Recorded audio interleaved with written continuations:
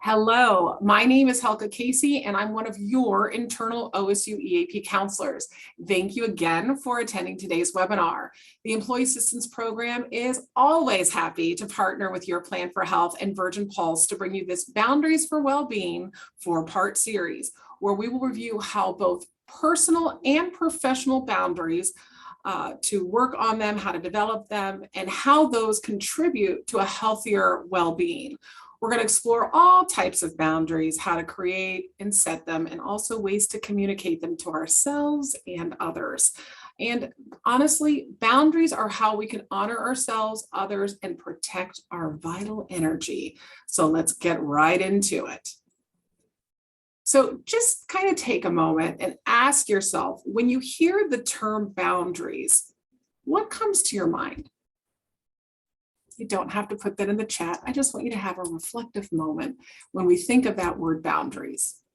When I think of the word boundaries, and please note, this is not an exhaustive list.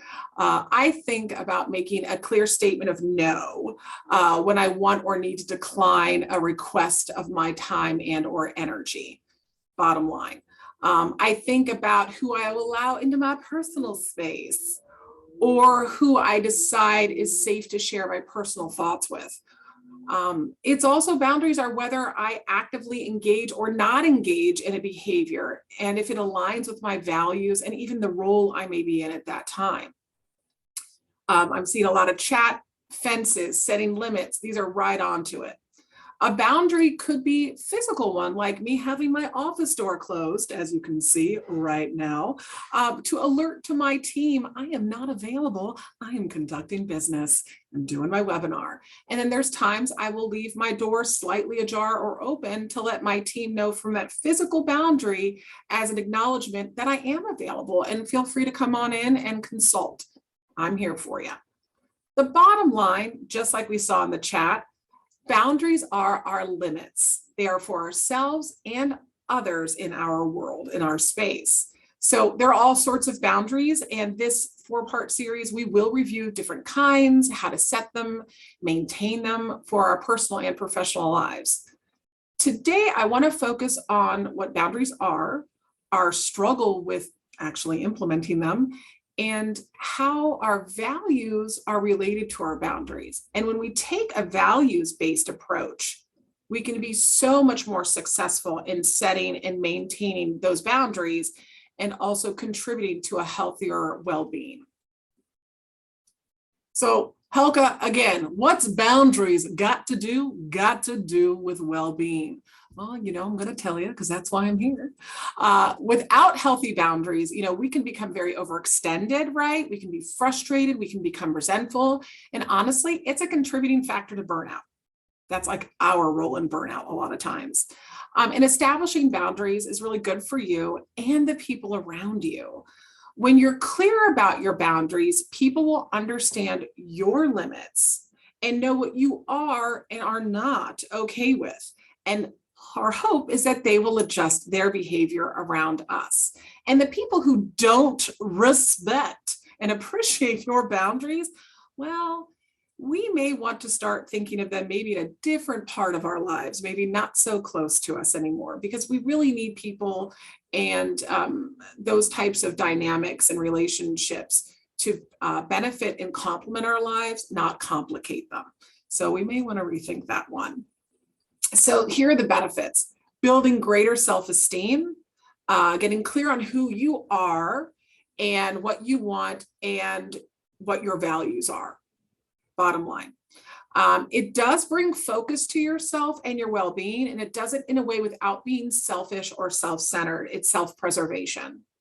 And it definitely can enhance your mental health and emotional health when we're not constantly putting out for everybody and everything else, and we're able to conserve some of our energy, our capacity, our time. We really do benefit from it. And then when we benefit, as we all know, so does everyone else, because I can actually show up when I really need to. It does help avoid burnout. And that's what we've been talking about a lot for the last 3-4 years is burnout. So when we have good boundaries, we can help prevent and avoid burnout. Not always, but it's a big component in a lot of the burnout that we deal with. It does help us develop a sense of independence and even help create a greater sense of personal identity and autonomy. And that is ridiculously powerful. It also helps you in that path of even self-actualization. So boundaries are ridiculously beneficial. So that's a really good thing to realize, that it's not just, I'm putting down a boundary because I just don't like doing that. It's really about protecting yourself and your energy. Boundaries are for you. A lot of times people think like that fence idea or a limit, right? With the boundary is that I'm keeping everyone out. It's to keep them in line. It's to change their behavior. No, it's for you. Bottom line, it is not for others. It is a personal limit that is actually expressed.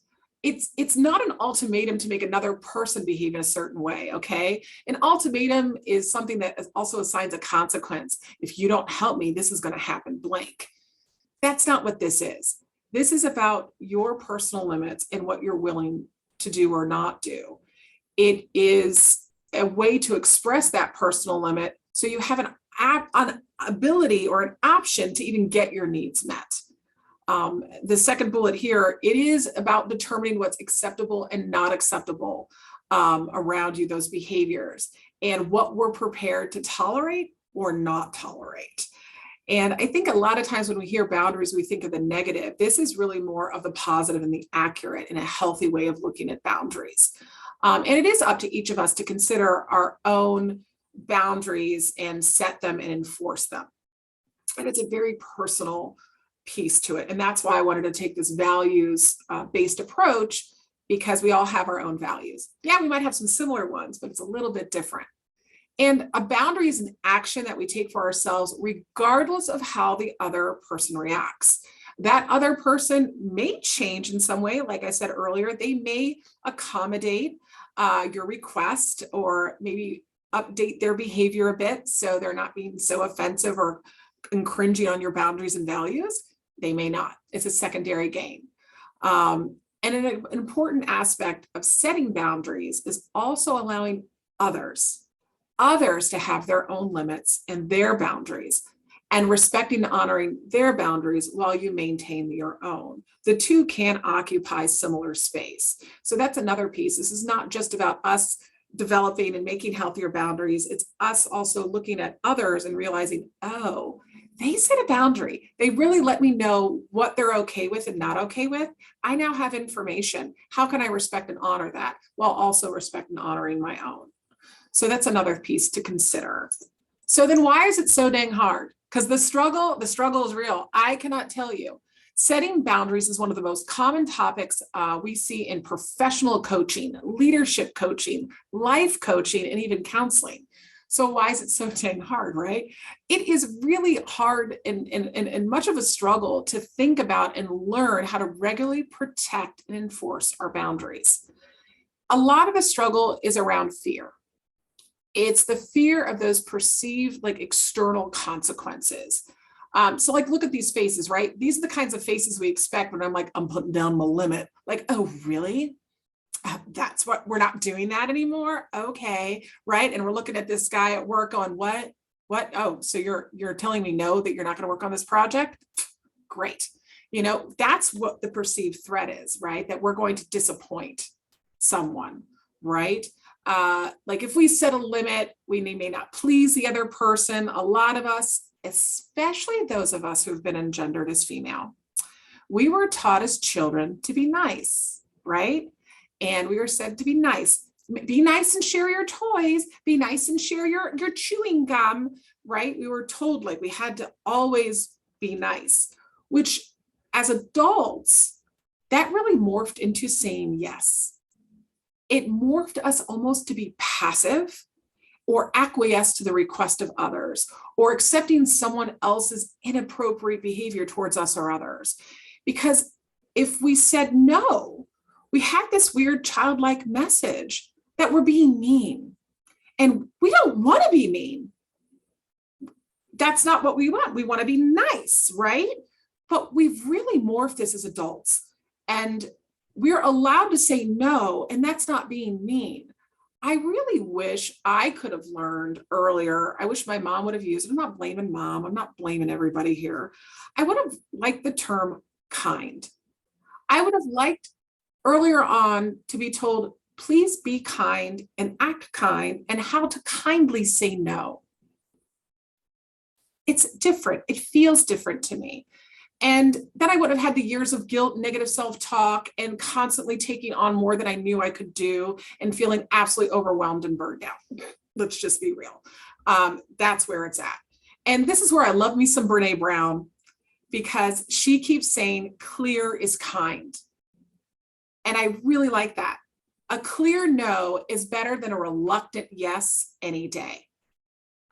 When I'm on the receiving side of a no, do I love it? Did I want the no? No, I did not. But I also don't want you doing stuff you don't want to do or goes against your value set, or you're not ready for, or you are going to be completely tapped out after you help me or do the request that I asked. So I really like this idea of being more kind and clear, and we can do that through our boundaries.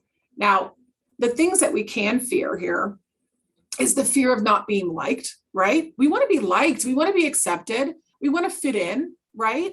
That's okay. That's a normal human social thing. We are social animals.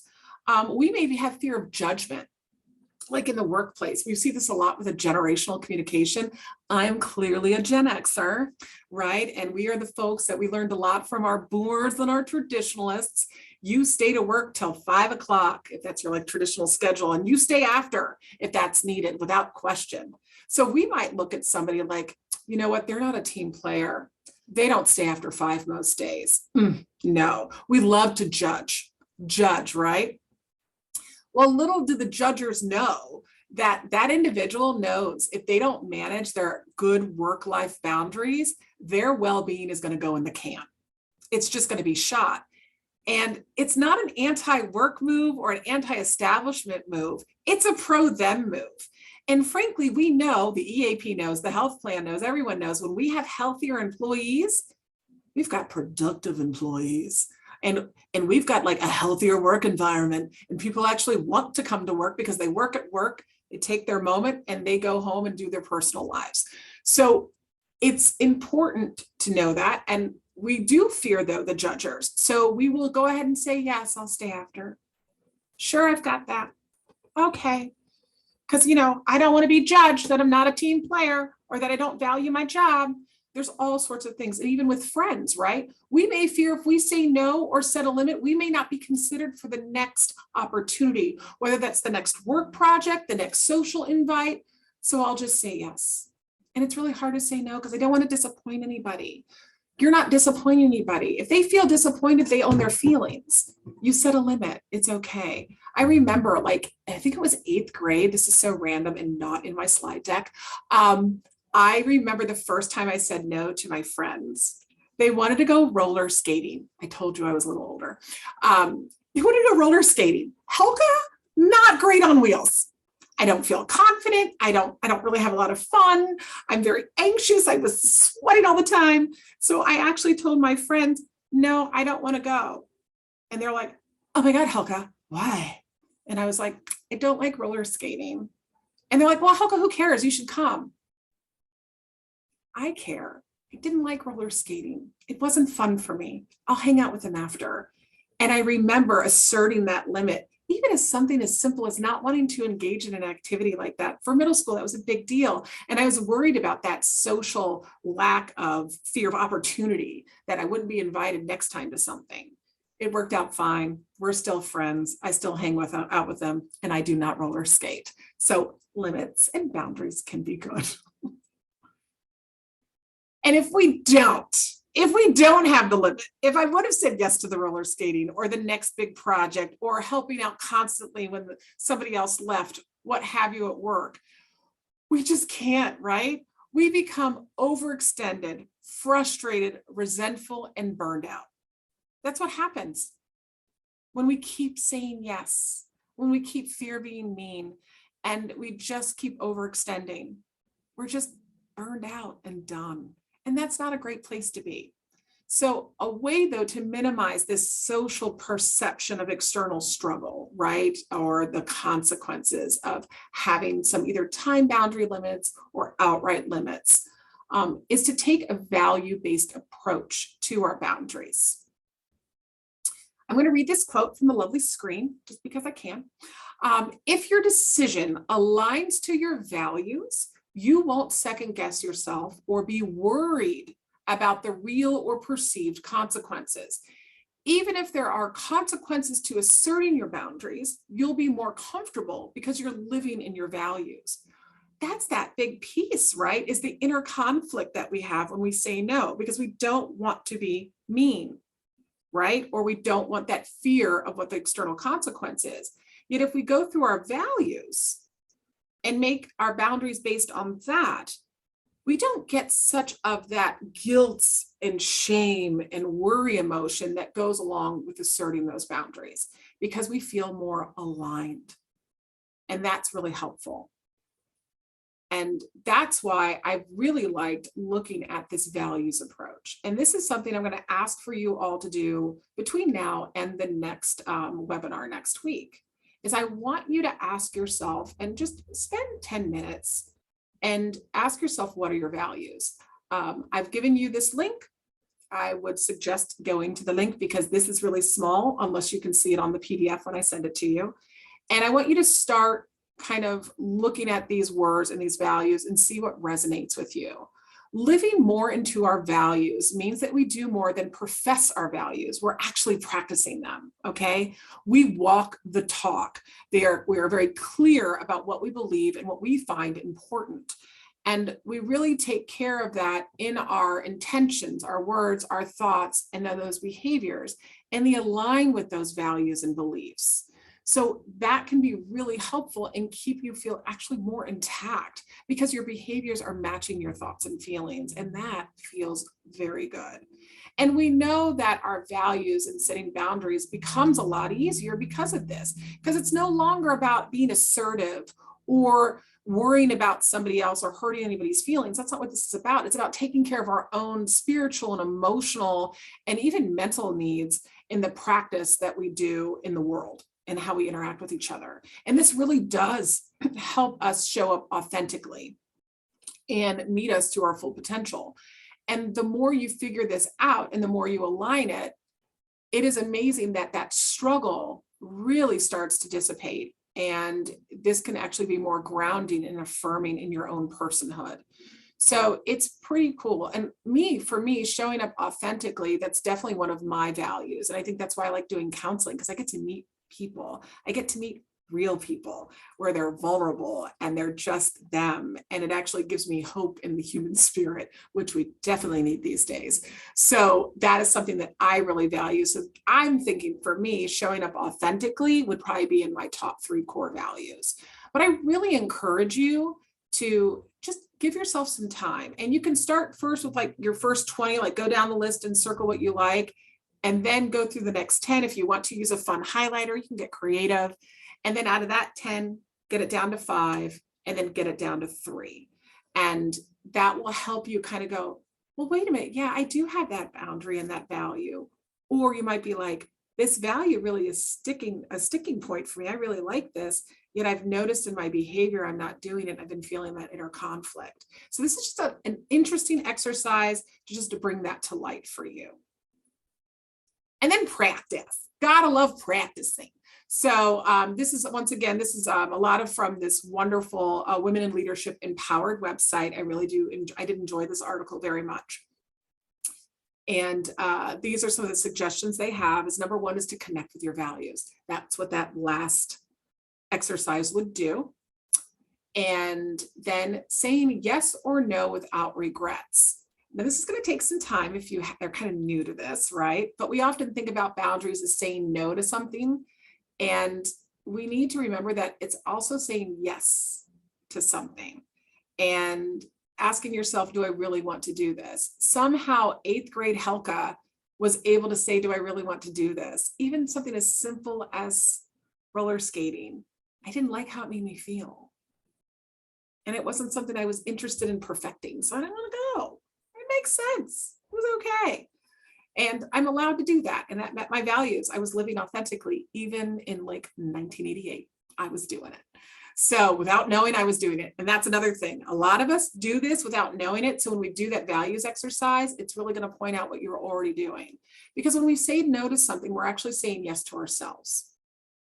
So that's something we need to look at. Another big one, and I've been saying this one a lot lately, just to myself and my own work, is recognize your capacity.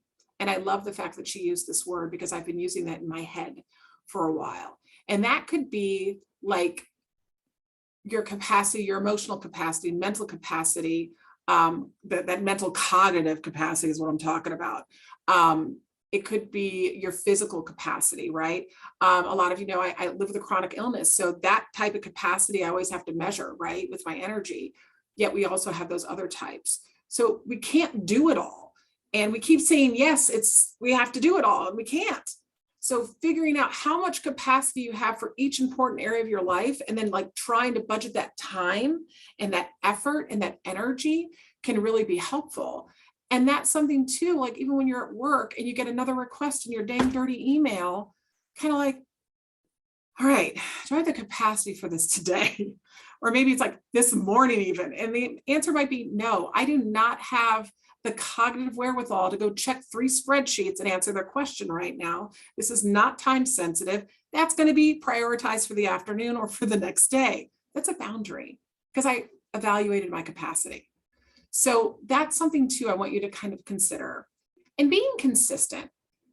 Some people will push your dang dirty boundaries. They love it, right? They're going to just see what you're going to do. But the more we have them defined and practiced and asserted, instead of getting that frustration, we're just going to restate the boundary if somebody comes at us again, right? But the more you practice, the more you have them defined, the more you have them asserted, the easier this becomes, and it lets people know how to interact with you. It does. It's information. Whether they take it or not is on them. So you might have to keep the Wonder Woman bracelets up and keep asserting and keep practicing those boundaries. It's okay. And then think of boundaries also as relationship preservation. Okay. This is a great example that she included in her article was the divorce example. I guess she had said earlier, she said after decades of marriage, the wife finally asserted her boundaries and the husband was blindsided by the divorce. Well, she was setting boundaries the whole time. She was giving information based on her values, and it didn't work at that time because he wasn't picking up the clue phone. But the more we do set boundaries based on our values and explain that with some transparency, it is really helpful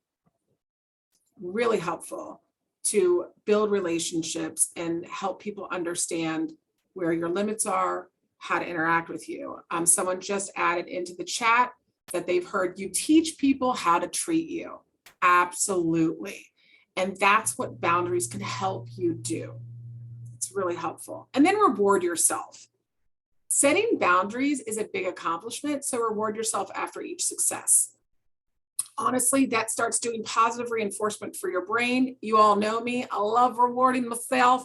Yesterday, I did a note the same day I had a session. I did it with food. I gave myself gummy bears, but it was a positive reinforcement.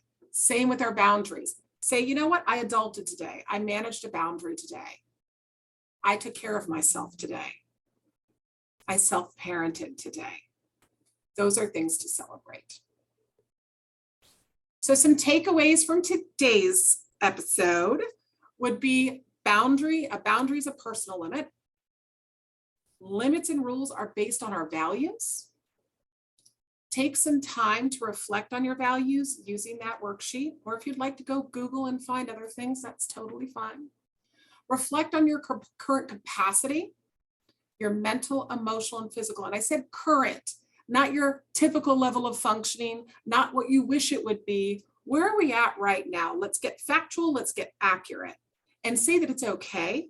And then we can maybe build some bumper boundaries around that today. And then ask yourself, what are you saying yes to when you set a boundary?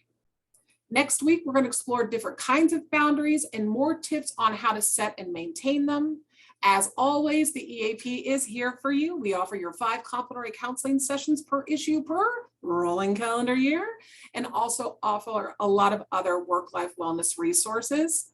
You can get a hold of us at 800-678-6265 or on our EAP portal. Any questions that you have, please feel free to email us, whether about today or your benefits.